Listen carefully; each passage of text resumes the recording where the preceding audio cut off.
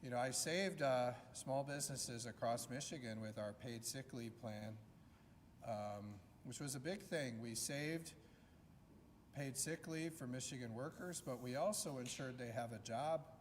We saved the restaurant industry. We protected tip workers. So the bankers are giving me their Legislator of the Year award. I'll bring it next week to the press conference and show you. Do you guys see this beautiful sledgehammer? I wish this camera could pan. Look at that. We displayed it very nice, didn't we? Yep.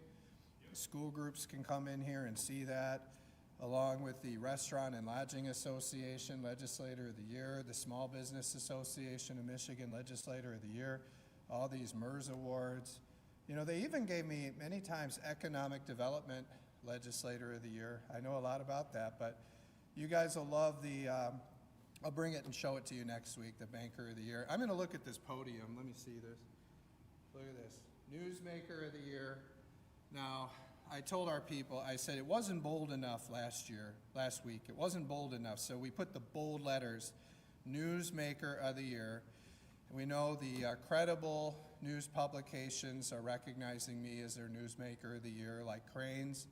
Very excited about that. You know, I know a lot of people are still, I mean, everyone's anticipating what is the Midwesterner going to do. It's a very prestigious award to be the Newsmaker of the Year.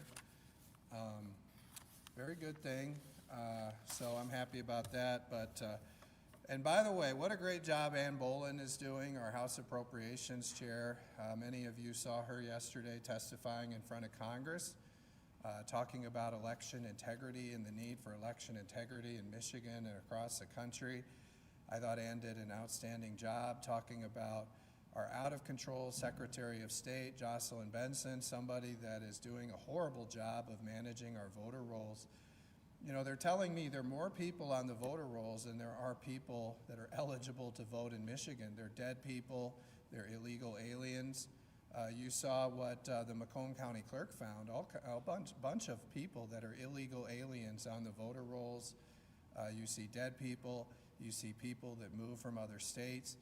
Remember, we got that Auditor General audit a few years ago that made it very clear there were a lot of people that were over 112 years old, older than the oldest living person, that are on the voter rolls. They're probably older than that now. They're probably like 116 years old because it's been so long. So we got to clean up the voter rolls. We had a very bad ruling by a judge that got it wrong. You got to get a fair judge. This was not a good judge decision. I'm very hopeful it'll be appealed, and the federal government will prevail in getting Michigan's voter list and ensuring running the proper checks and clearing our voter rolls. We'll be filing a brief, an amicus brief in the appeal. It's very important that we clean our voter rolls, that we get integrity on our voter list in Michigan. You saw last week the House pass a House resolution calling on Congress to pass the SAVE Act or the MEGA Act, or an act that will ensure voter ID to vote, that will ensure that our voter rolls are clean, that we remove dead people, illegal aliens, that we remove people that moved out of state.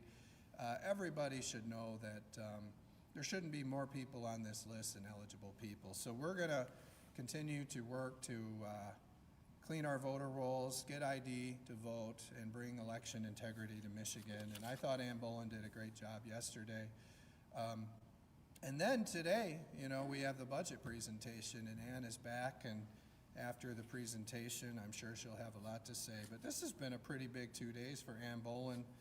You know, coming off of winning the Bob Williams Award from ALEC for fiscal responsibility, something that I hope she shares some of that wisdom with Jen Flood today, because what I'm hearing about the Democrat budget proposal, it's not eligible for the Bob Williams Fiscal Responsibility Award, that's for sure. Something that Ann Bolin proudly won, National Award for Fiscal Responsibility.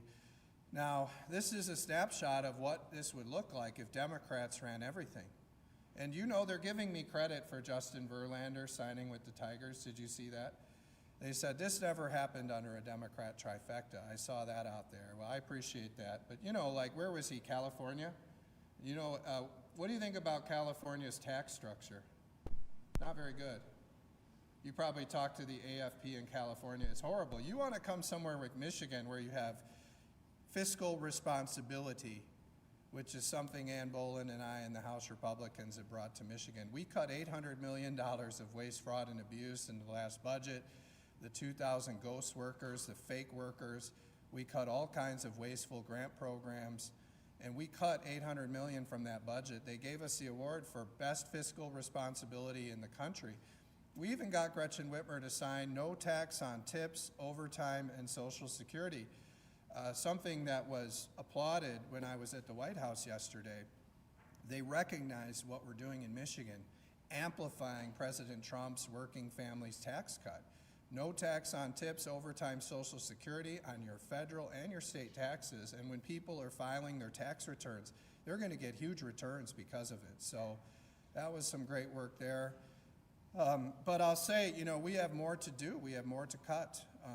I'm looking at this budget proposal, and I appreciate the media. You know, they're kind of leaking some things out, and I know a little bit more about it than some of you guys do. But I'll just say this, you know, we, in that budget deal, which, by the way, the consensus is the House Republicans, the Republicans, under my leadership, we won the budget deal last year. We won that. It was a model for fiscal responsibility across the country. Not only did we provide tax relief, no tax on tips, overtime, Social Security, we took that $800 million of waste, fraud, and abuse, and we permanently dedicated it to roads. In doing so, all of us purposely created this revenue shortfall. Now, you look at the revenue shortfall, they call it a revenue shortfall. Most people would call it giving your money back to the people, right? We're cutting taxes, which means more money for people, because people are going to spend this money much better than the government if you look at all the waste, fraud, and abuse we've uncovered in this budget. So instead of spending it on more waste, fraud, and abuse, we're saying give it back to the people. The people need this money. Well, in Lansing, they call that a revenue shortfall. And they say, we need to pull from our state's rainy day fund, which is supposed to be for an economic downturn. They say, well, because we're giving tax relief to the people, we need to now pull our rainy day fund. That's ridiculous.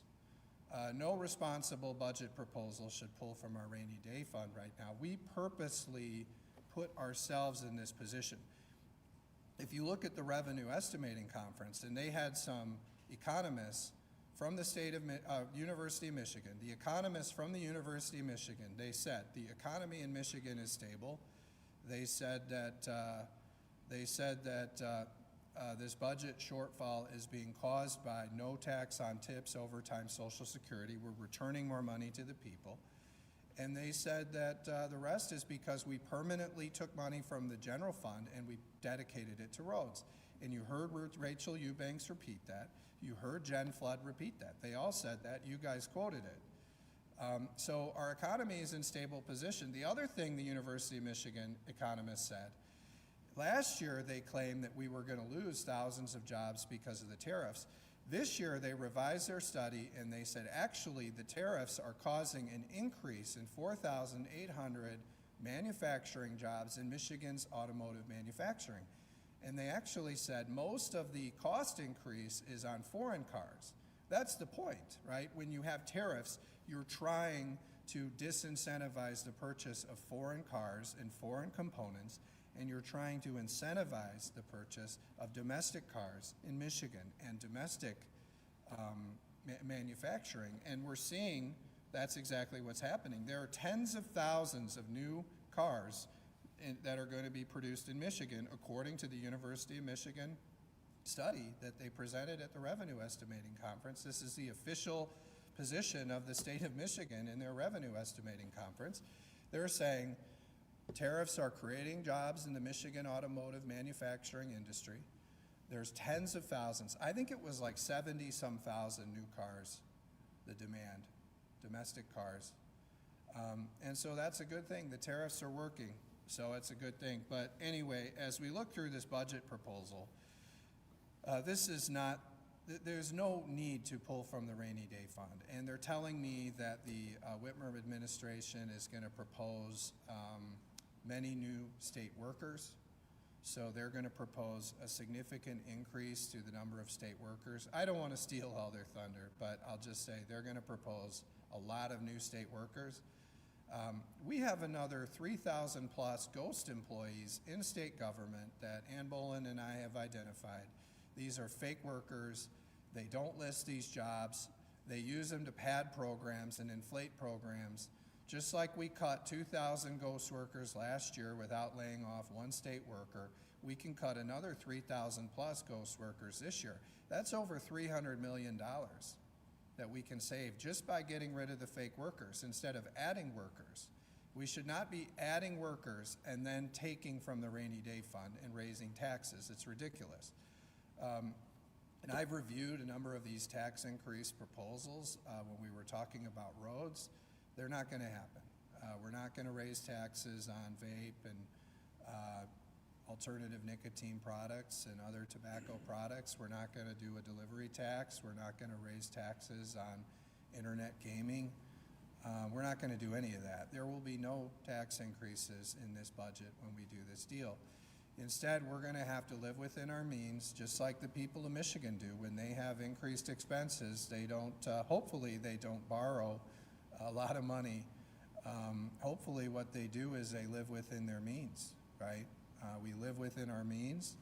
We make the cuts. And we all know government has grown well over 40% since Whitmer's become governor. We're going to have to live within our means. The COVID money is gone. That's running out. We put money from the general fund into better priorities like roads instead of waste, fraud, and abuse. Now we've got to do the rest of the plan. We've got to make more cuts. And I've told you it's really about 1.2, 1.3 billion that we have to cut, and that's with adding nothing and with no tax cuts, okay? And that's because you have the ongoing and the one-time, and I'll explain that to you another day. But from the ongoing base budget, they're saying it's about $800 million, most of which will have to come from either departments or universities or schools. I mean, that's what you got to do in the ongoing budget. Now, I don't want to cut schools. I support probably increasing funding for schools, just like I've done every year. I voted every year to increase funding for schools. You know, we'll look at the universities, but ultimately, you've got to cut the departments, and there's a lot to cut there. So what I'm disappointed in, my understanding is we're not going to see any cuts in this budget. There'll be things in the one time that surprise you that go away. You'll probably see like Going Pro, that's out. You'll probably see some of the arts and culture grants out. You'll probably see some of the multicultural line out. A lot of those things that were not part of the ongoing base budget last year, you'll probably, if you look through that list of everything that's one time, that's a 500 plus million. All the pork projects, it's out. Okay, that's all out. And I would encourage you to look at that list to see what's out. Because what I would say, most of the things that the lobbyists and the Lansing insiders talk about up here is all out automatically. And then you've got to cut 800 million, mostly from departments or maybe universities. So you're looking at that and saying, we did this last year. I mean, we cut $800 million from the budget last year. We can do it again. I just told you there's 300 million right there with the 3,000 fake workers, the ghost employees. We can go through, we can look through all these wasteful grants. We can look through the economic development programs. We can continue to not spend money as there's attrition with state workers. We can look through and really scrutinize these IT programs. These IT programs, hundreds of millions of dollars in the IT programs. It never ends. They never end, these IT programs. We got to look at those. And ultimately, we've got to look at a lot of these department programs and measure every one of them and say, are we getting value for the taxpayers? That's what Ann Bolin and the House Republicans, that's what we're going to do. We're going to get value for your dollars in this budget. We're not going to raise taxes. We're not going to raid the rainy day fund. We're going to go and we're going to cut the waste, fraud, and abuse in government, and there's a lot of it. I mean, I'm learning more and more about all the Medicaid fraud that's going on. I'm learning more about all the SNAP fraud that's going on. You guys know that Michigan is getting penalized, possibly, for all of the fraud in the SNAP program. It's hundreds of millions of dollars that we could get penalized because we're paying out so much fraud in our SNAP program. So we need to get to work and we need to figure out what are the root causes of all this fraud. Are we doing all of the proper checks that we need to do in order to make sure that we're only paying out to people that are eligible for these benefits? It makes sense. The federal government gives us a lot of money for these programs, and we match some of it. And then we're paying out all this fraud. And then they're saying, look, if you're going to pay out all this fraud, then we're going to fine you until you stop paying out all this fraud. This is taxpayer money. Just because we give it to you doesn't mean you should give it out in fraud. So we've got to really scrutinize that. And Jason Wolford has been doing a great job of that on his committee, looking into these programs, finding the fraud. I know our members, Matt Maddock and John Roth, Phil Green, they're going to be looking into it on the appropriations side, all the fraud in our SNAP program and our Medicaid program. I had some great conversations with people at the White House yesterday about things we can do to identify the fraud, to reduce the fraud. So we're going to be bringing all those things forward in this budget. Ultimately, we've got to cut the waste, fraud, and abuse, and we've got to set better priorities. We can't raid the rainy day fund. We can't raise taxes. This is not the time to do it. I do applaud Governor Whitmer for hearing me on property tax. I've put forward a property tax. I've said this is going to be the #1 issue this year, property tax reform. She proposes a very limited property tax reform that benefits some seniors. I think that's a positive step. But our plan, when you see it, is going to be much more robust, much more impactful. Our plan, people are going to feel. Our homeowners across the state, they're going to feel it. Our renters are going to feel it. It's going to be significant property tax relief. People are going to have more money in their pockets because of the property tax relief that I get done with the House Republicans. But I give the governor credit because I'll go back to like the sick leave and the tip credit, something I'm getting the award from the bankers for because of my work on. You look at it with the sick leave and the tip credit, when we did the walk-off, the Democrats would not put a plan on the table for sick leave, tip credit, or roads. And we just said, we're not going to come here and do all kinds of bills that are going to cause more unemployment in Michigan, cause more small businesses to close, cause more employers to choose other states. We're not going to do that. If you want to deal with roads, saving the restaurant industry, or protecting paid sick leave and ensuring people have jobs, we'll do it. Well, no plans were on the table. Fast forward to when I became Speaker, we started seeing the Democrats put plans on the table on sick leave and tip credit. When I put forward and passed a bill through the chamber to deliver roads, funding for roads, I challenged Governor Whitmer in her last State of the State. I said, put your plan on the table. And I give her credit. She did. Shortly after her State of the State, she put a plan on the table. When the other side puts a plan on the table, then we can negotiate. When they don't have a position on your issue, then you can't negotiate. They don't know. They're just scrambling. I mean, we saw that with the Senate Democrats last year. They never had a roads plan. So they weren't at the table when we made a deal. And Governor Whitmer said I was the only leader that had the guts and the brains to put a plan on the table on roads and get it done. And I give MERS credit. MERS actually wrote something. You probably wrote it. It was very good today. It pointed out that Matt Hall shepherded the $2 billion roads plan through the legislature. That's true. And I think it's great that the governor is celebrating that today in her budget proposal. You look at it, all we're doing is putting out a budget that shows all of the things that are because of the deal I made last year. Roads, we knew that was going to be in there. We knew there was $2 billion for roads. We knew there was no tax on tip overtime Social Security. That was all announced in the budget deal. So when you see the budget and that stuff's in there and they're celebrating it, well, yeah, we knew that was in there. Just like how we knew that there was going to be this budget shortfall, okay? But we don't raid the rainy day fund to pay for it. We don't raise taxes.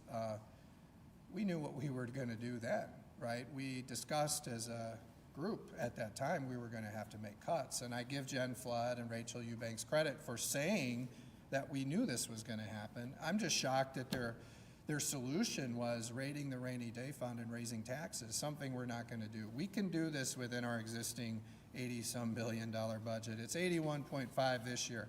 And by the way, we passed a budget last year smaller than this year. That's one of the reasons I'm the newsmaker of the year. No one thought we could do that.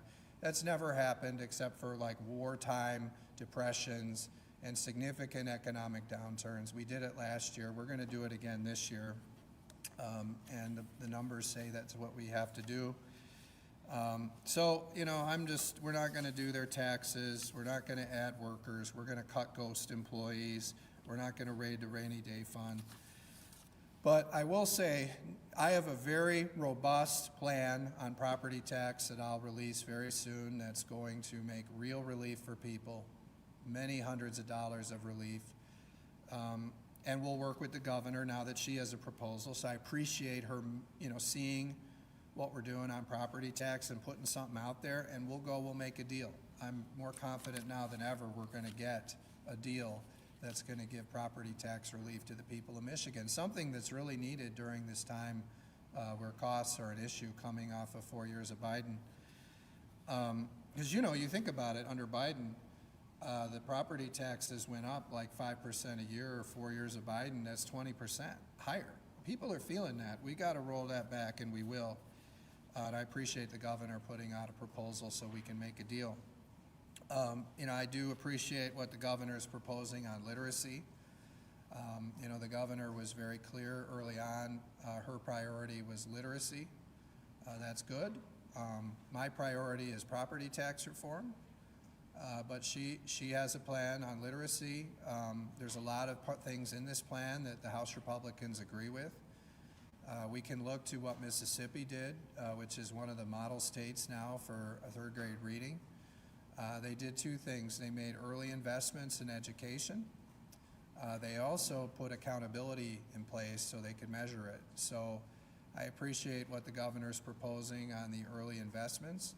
And we got to match that with some accountability, which we will. We'll put that forward very soon, both. And then we've got to move up this phonics law. This phonics law, you think about it, when does it take effect? 27, 28? You know, we got to get it to take effect earlier, and we've got to give everyone the tools to learn how to teach phonics. We want our teachers to know how to teach it. We need to make it the official standard of Michigan. We got to get it in earlier. And I think we can make a deal with the governor to do that. So I'm very encouraged by that. I think it's a very good thing. And I think there's some good things there.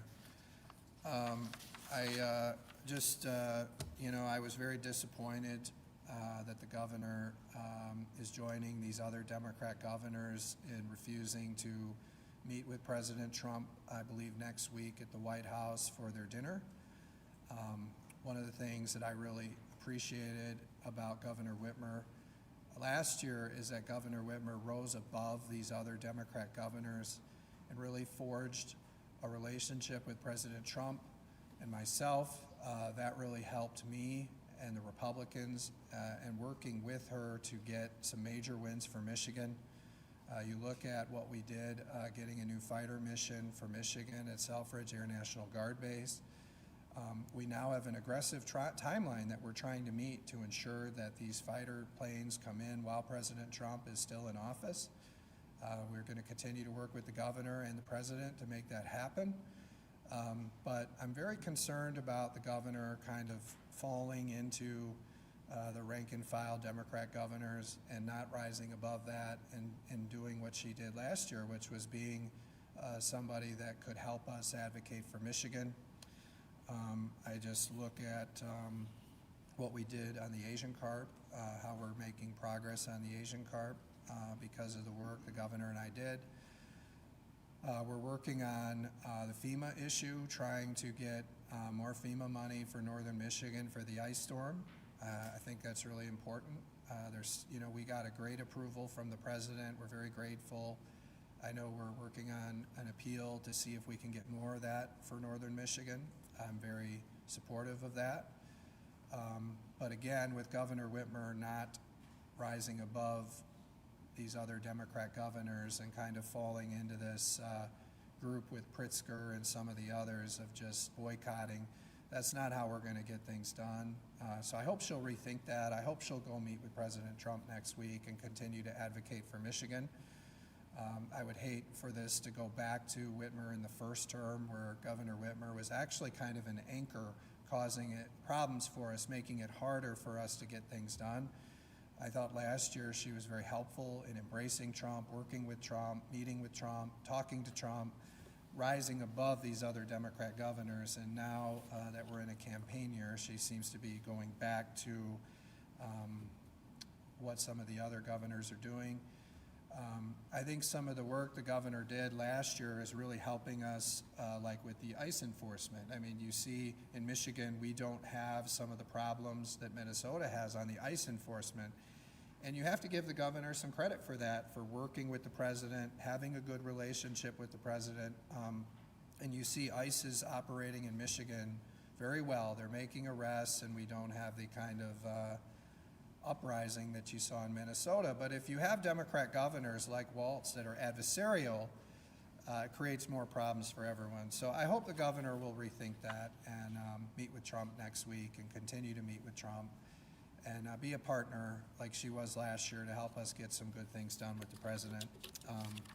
I think that would go a long way. What I found is that when the governor and I are aligned and we're pushing for the same things, we get very good results, but I'm concerned that she's jeopardizing that right now. So I hope she doesn't.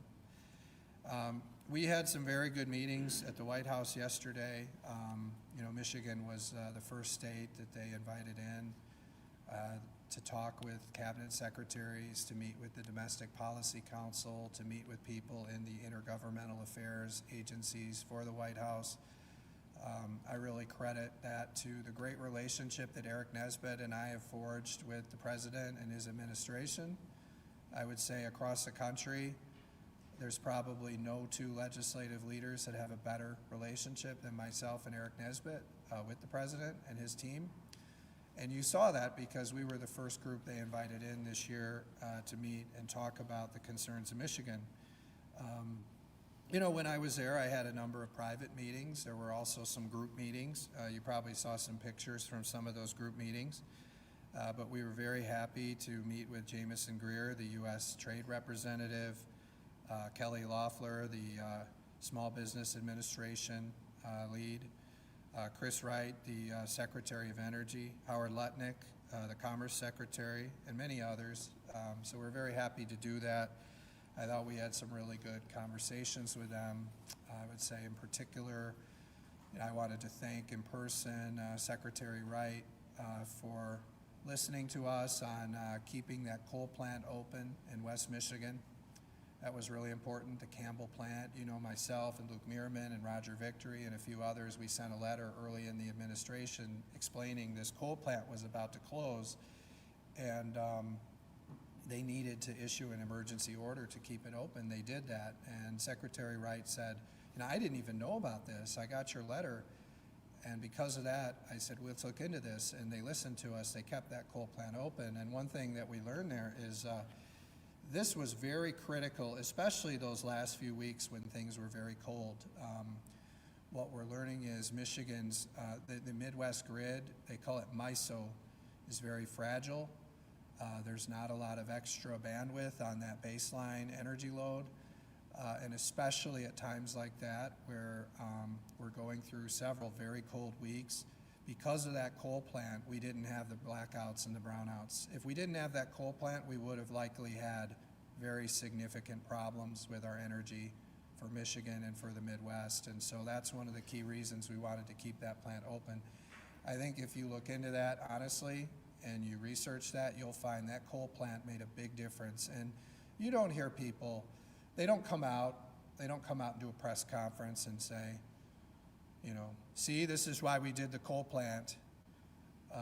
When things go right, nobody says anything. But if that coal plant wasn't there, you guys would all be writing about significant problems in Michigan with power during a very, very critical time. So I want to appreciate, I really appreciate what Secretary Wright did there. Very excited about the work that he's doing to reopen Palisades. We're very happy about that, and looking forward to that happening very soon. That'll be the first nuclear plant that reopens in this country. So that'll be a very good thing, and we are grateful for his leadership there.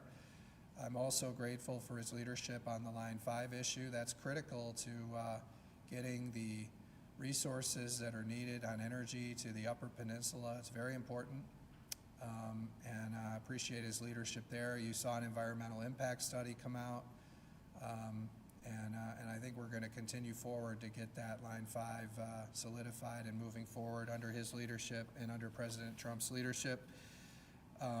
You know, very grateful for the time with Howard Lutnick. You know, we talked about the bridge. I'm very supportive of what President Trump is doing on the bridge. You look at, you have an American bridge, you have this other bridge. We've survived all this time with one bridge. Many people think we only need one bridge, but in order to get the second bridge open, they need President Trump to issue a presidential permit. And I think him and some others are looking at this and saying, we can get a better deal for the people of Michigan. You know, President Trump is the ultimate deal maker. So I look at that and say, if you can get a better deal for Michigan, let's get a better deal. You know, you look at what the Canadians are doing with agriculture and our dairy farmers, putting unfair barriers to trade there. This was something that they had committed to fix during an earlier period of time. They never fixed it. You look at, you know, and they're literally boycotting American liquor on the shelves all over Canada. There's several other things going on. There's some conflict over the tech companies. So there's a lot of conflict on the trade between the U.S. and Canada. We need Canada to come to the table as a partner, open up their markets, and have true free trade between the countries. I think President Trump has found the right leverage point to bring them to the table and get a deal that'll open up markets. And then if he can get a deal that actually brings money in on the bridge, I like that, because we're never going to get paid on this bridge. Now, I know that they paid for the bridge, okay, but we're never going to get paid on this bridge. You know, with them reimbursing their cost on the bridge and interest, we're never going to get paid on this bridge. It'll be decades before we ever get paid on this bridge. So if President Trump can make a deal that brings revenue in to Michigan and the United States, that's a great deal for us. You know, you look at this, you look at budget proposals like Whitmer's, and they just propose tax increases, right? But if we can get money, we don't need to raise taxes on Michigan workers in order to get more revenue. You know, tariffs create revenue. These tolls will create revenue. And those are all pieces that we can put together to have the revenue we need. You can actually probably increase revenue and cut taxes. You know, I'm very hopeful that we'll see a tariff dividend from President Trump. You know, so people, I mean, I talked about how under the tariffs we're increasing jobs. But if we, you know, we're making so much money off these tariffs, if we can actually give a tariff dividend back to the people so they really, everyone is sharing in this benefit of the tariffs, people are going to understand this. So I applaud those efforts, I support those efforts, and I do have confidence we'll make a deal. You know, I also spoke to the Jamieson Greer, the U.S. Trade Representative, about that in Canada as well, and a lot about China. There's a lot of things going on in China. But I think the administration's done a real good job of opening up new markets and getting good fair trade deals and free trade but fair trade, but also bringing in a lot of new revenue into the United States, something people don't talk about. So I've got a lot of other things, but I know you got to go to budget presentation, so I'll stop there and answer any questions. Any questions? Yeah, go ahead, Travers. Will RX kids get any We're not going to support more funding for ARCS Kids in the budget, so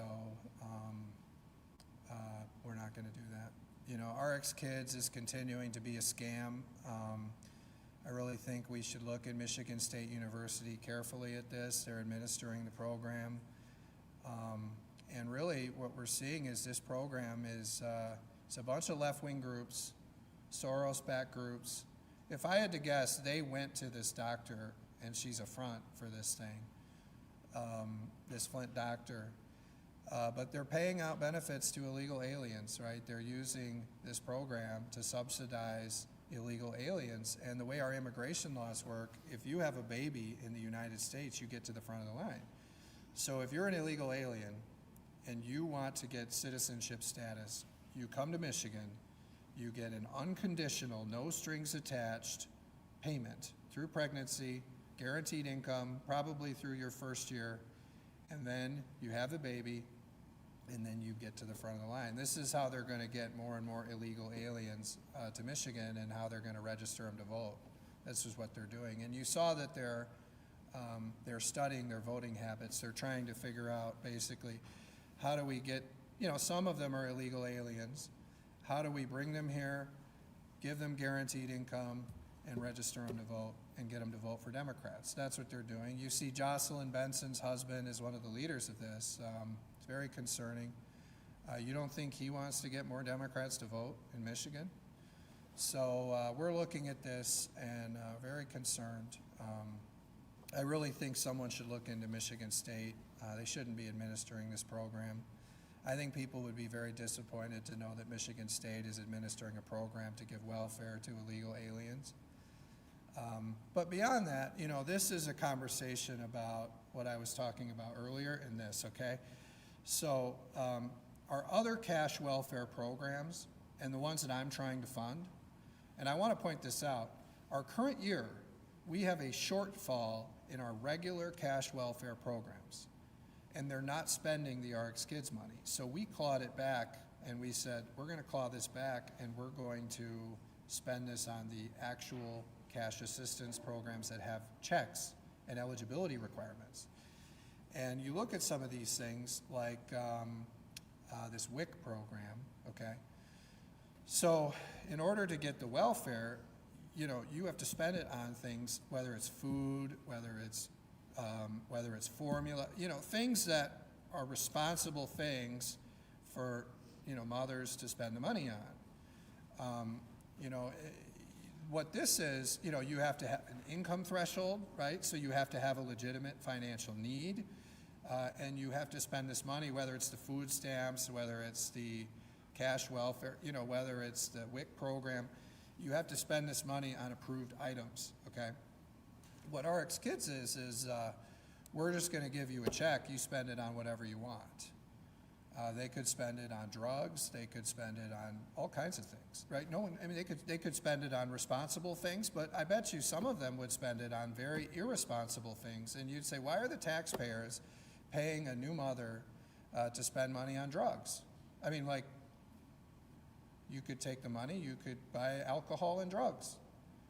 You know what I mean? So that's why the traditional cash welfare programs ensure, number one, there's an income need, and then they try to structure it toward approved items, food, formula, diapers, things like that, right? That's what we're talking about here.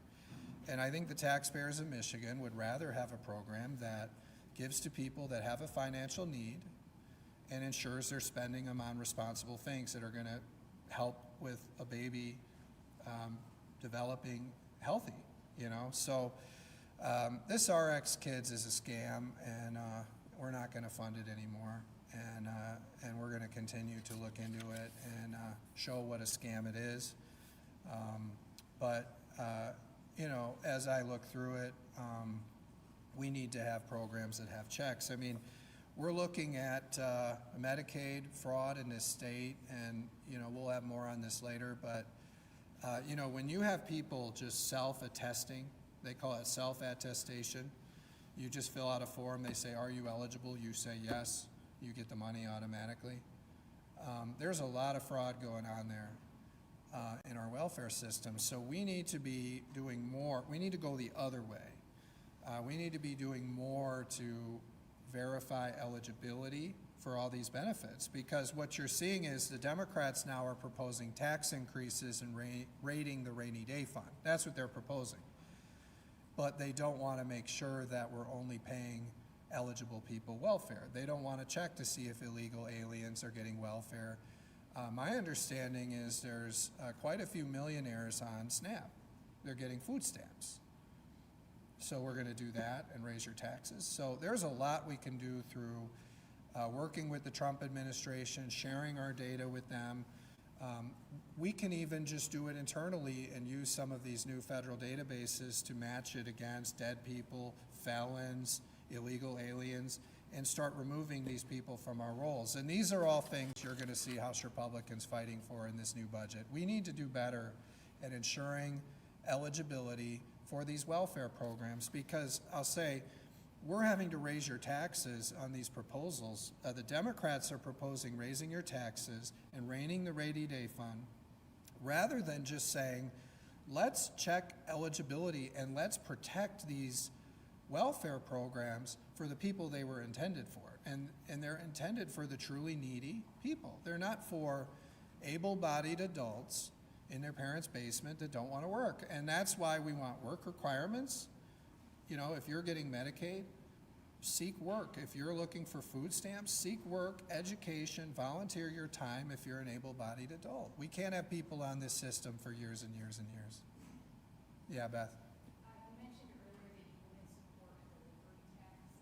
Is it your impression that there's going to be a delivery tax in food stamps? Well, they have all kinds of taxes. I've looked at all of their proposals when I was you know, remember, they put all their tax proposals on the menu, so I'm sure they'll pick some sampling of those proposals in their budget presentation. And if the delivery tax is one of them, we're not going to do it. Just like we wouldn't do their, remember they wanted to do their digital advertising tax.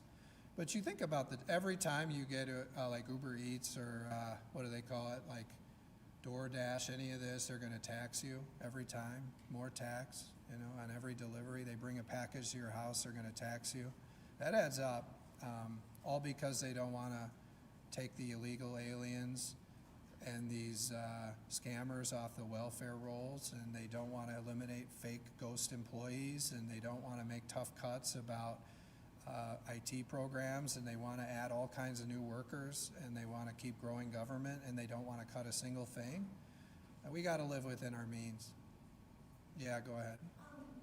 So you've very clearly stated that you wouldn't support any tax. Right. Are you against revenue proposals?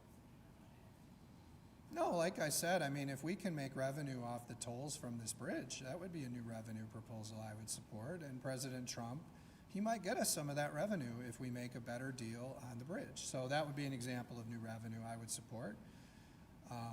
You know, in the past, I mean, when they're, you know, with the internet gaming, I mean, that was a new thing that we put on the market. That wasn't something that was allowed in Michigan, and they put a tax on it, and that brought in revenue. Now, there's some principles of taxation that you got to look at. I mean, you don't want to put an excessive tax on it, but when you introduce a new thing into the market and you put some kind of a excise tax on it, that's fair and reasonable and in line with other excise taxes, you know, I would support that.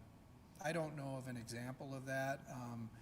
There were some conversations about doing that with this hemp, but you know, the federal government banned that in the One Big Beautiful Bill, so we wouldn't do that because you know, why would you do that if it's going to be banned? You know, yeah, go ahead. I guess more specifically, are you open to any revenue increases in the governor's budget to tobacco, gaming, vapes, recreational ads as a way? No, I said no. No, I said no.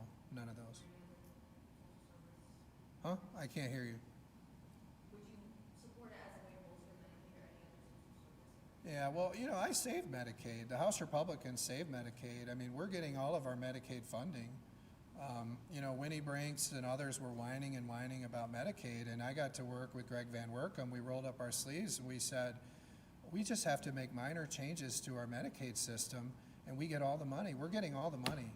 I mean, I went to a bill signing where I was with Governor Whitmer and Brinks, and we were celebrating how we saved Medicaid for Michigan and we got all the money.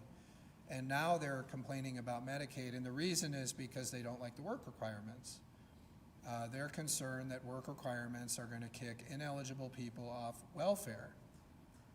Well, we don't want able-bodied adults living in their parents' basements getting Medicaid and food stamps and welfare. So we want to protect these systems for the people that they're intended for, and what you're going to see in the budget presentation is Medicaid has gotten more expensive. The interesting thing about Medicaid, by the way, no one is alleging credibly that there will be less money for Medicaid. What they're talking about is how fast is Medicaid going to grow, okay? So Medicaid is growing under everybody's plan. The question is, how fast is it going to grow? And this is one of the parts of the budget that's growing the fastest. And as Medicaid grows, we want to ensure that Medicaid, food stamps, all the welfare programs are available for the people that they were intended for. The eligible people, people that are down on hard times and have a financial need. That's why the RX Kids is the wrong approach. They're saying, we're just going to give welfare to people without any eligibility checks, no strings attached, and we're not going to look at how they spend the money. Well, as they continue to scale up that program and ask for more and more and more, that program will be one of our biggest spends in government, and that's not the right approach. We don't need to spend more money on welfare. We should be spending more money on roads, education, and public safety, the true basic core needs of state government. Yeah, back here. Election administration admits the top order roles in election processes on the state level. I'm wondering if you have any thoughts on the president's suggestion to federalize elections? Yeah, we talked about that a few weeks ago,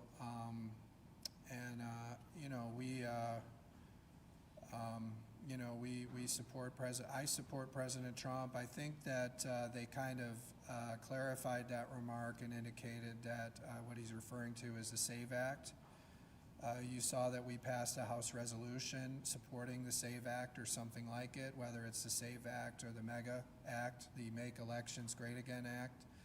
I'm hopeful that the House will move on that very soon and they'll get a deal with the Senate, and we'll have something that really ensures some federal oversight over elections through making sure the voter rolls are secure, making sure states have voter ID, because in these elections, Congress has purview over federal elections, and these elections are blended between federal races and state races, and so we're hopeful the SAVE Act passes, and I believe that's what President Trump was referring to based on some later clarifications that I saw. Yeah, Remington. Speaker Hall, how confident from what you've seen in this budget do you think that you can get one on time this year? Well, I think you'll see House Republicans come forward with a plan, and we'll pass it through the House, and then we'll do our best to make a deal. But I think whether we make a deal early or late depends on how dug in the Democrats are on increasing taxes, raiding the rainy day fund, and doing nothing about these growing out-of-control welfare programs where we're seeing illegal aliens, we're seeing ineligible people getting welfare. We need to rein that in, and we need to ensure the welfare is going to the people it's eligible for. So we're going to have to cut. We did it last year. We cut $800 million from departments last year. We can do it again this year. I've already found $5 billion of waste, fraud, and abuse in the system. We can cut $800 million of that. So if the Democrats will come back to reality and cut waste, fraud, and abuse, drop the tax increases, and also stop with the rainy day fund raid, keep that for a true rainy day, then we'll get a deal. If they're dug in on raising taxes and spending more than we take in, then it's going to go on for a while, because we're going to hold the line on that. We have a responsibility to the taxpayers of Michigan to get the best value for their dollars. And we're looking at property tax relief. We're looking at many things to make life more affordable for people. And we're going to do healthcare reform too. We're going to get to the bottom of these growing healthcare costs. They're out of control, and we're going to do something to make healthcare more affordable. Yeah, Beth. When you met with Wojtek yesterday, did he say anything about meeting with Manny Moore? No, I didn't ask him. Did you meet with Manny Moore? No, I didn't meet with him. No. You discussed the coverage, South River Snyder Road and all that about it. Yeah. He supports the bridge. Have you talked to Snyder at all? No, I haven't had a chance to connect with him, because we were, I connected with Beth. You got to give me credit, Beth. I was in the middle of all these meetings, and Beth called. I said, you know what, I'm going to call Beth back. But, and I taught, Colin Jackson is a really good guy, so he called. I said, I'll call him back, but those were the calls I returned. I didn't get a chance to talk to the governor. I'm looking forward to talking to him, though. But I will say, if President Trump can get a better deal, because President Trump has another tool, which is this presidential permit. If he can use that to negotiate an even better deal, and we can get revenue from it, and we can get the Canadians to finally stop taking advantage of our dairy farmers and our liquor producers and many other tech companies, and we can get fair trade with Canada, and we can get revenue for Michigan or the United States. Let's take a look at that. Let's give President Trump some room to make a better deal, just like he's been doing on so many trade deals. Yeah. When it comes to getting the budget done on time at this juncture, do you foresee or support any legislation instituting a penalty for missing the July 1st?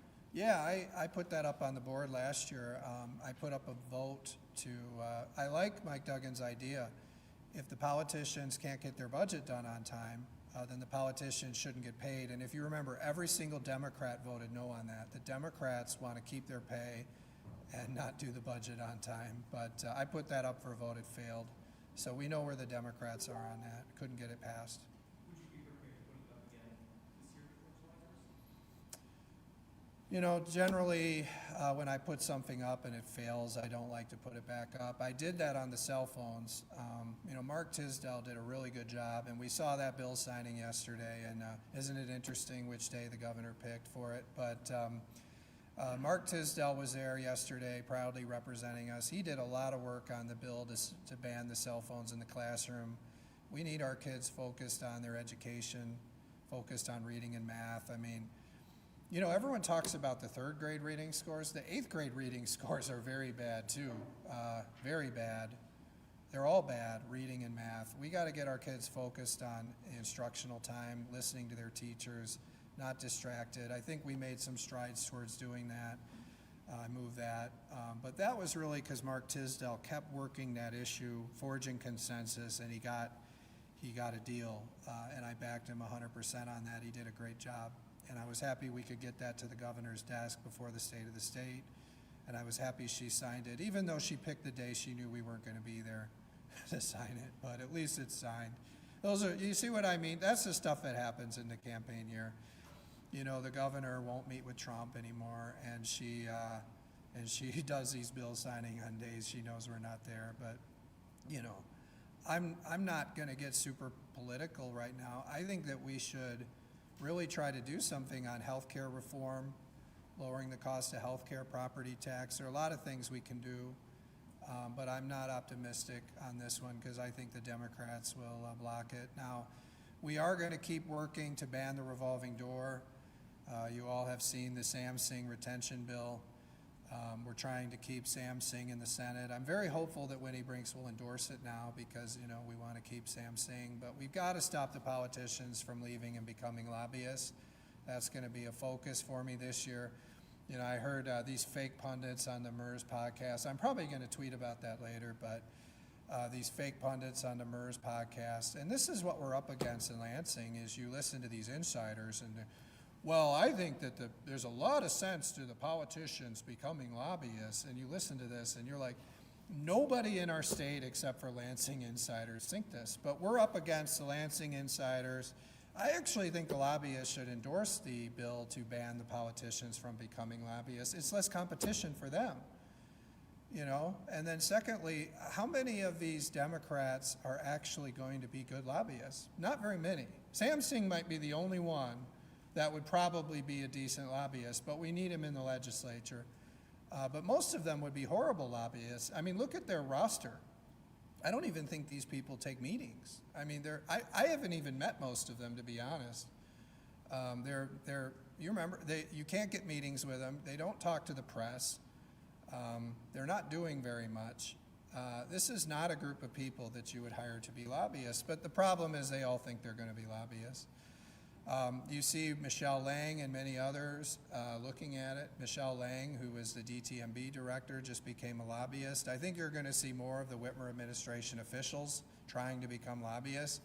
So I think this is a ripe issue right now to talk about, and my hope is by the end of this year we will ban the politicians from becoming lobbyists. And then Sam Singh will have to make more deals with me in the future. All right, well, enjoy the governor's budget presentation. I'll see you guys probably next week.